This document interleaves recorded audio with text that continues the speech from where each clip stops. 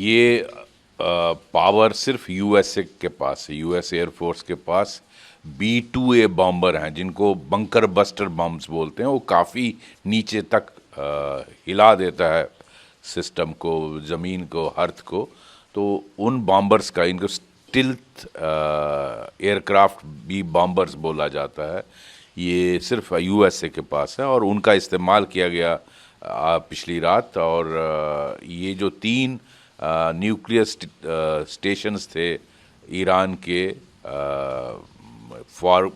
Fordow, Isfahan और nuns, इन तीनों अड्डों पर अटैक किया गया है और न्यूक्लियर फैसिलिटी को डिस्ट्रॉय किया गया है यूएसए का। तो ये लगता है कि यूएस का इस युद्ध में कूदना, इसको बढ़ाना, ऐसा ना हो ये वर्ल्ड वार की तरफ चला जाए।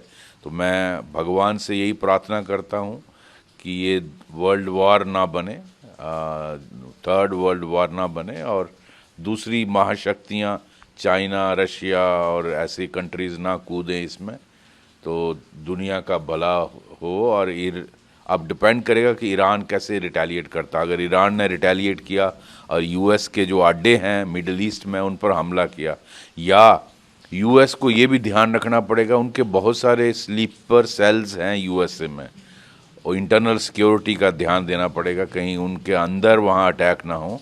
तो अगर ये सारा कुछ ठीक रहता है तो प्रेसिडेंट ट्रंप ने भी अपने ट्वीट में कहा है कि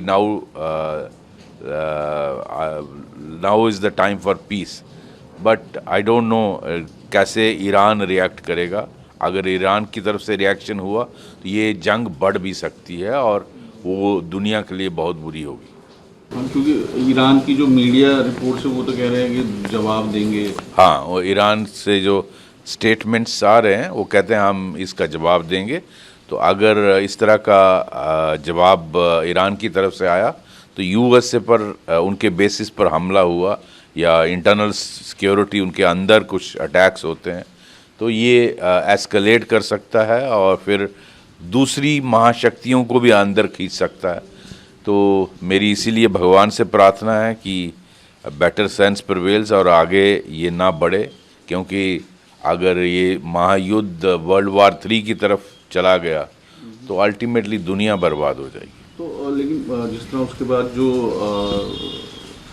यूएस प्रेसिडेंट ट्रंप ने जो संबोधन किया उसमें उन्होंने ये भी कहा कि अभी कुछ, ये तो सबसे डिफिकल्ट टारगेट जो अभी हिट किया, अगर ईरान ने कुछ किया तो और भी टारगेट्स हाँ वो बोला उन्होंने, मैं सुन रहा था उनकी प्रेस कॉन्फ्रेंस। यस, उन्होंने कहा कि और भी टारगेट्स हैं ईरान में, लेकिन उनको पहले ये 3 प्राइमरी टारगेट्स थे जिनको हिट किया है। वीके न्यूज़, राष्ट्र के नाम।